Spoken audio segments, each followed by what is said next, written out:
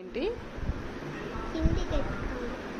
ఏంటో చెప్పు. ఇందాకేమన్నా దాని తర్వాత ఏమన్నా? బంగారు కొండ కదా. ఎవరు నీ బంగారు కొండ? ఎవరు? నువ్వే. నేనా? నేను నీకు బంగారు కొండనా? అంటే నువ్వు కిందికి వెళ్ళడం కోసం నన్ను బంగారు కొండ అని బుజ్జగిస్తున్నావు. నాకు తెలుసు నీ గురించి. నేను నీ బంగారు కొండనా? మరి డాడీ ఉన్నప్పుడు వేరేలా అంటావు చెప్పు. ఎందుకు సారీ?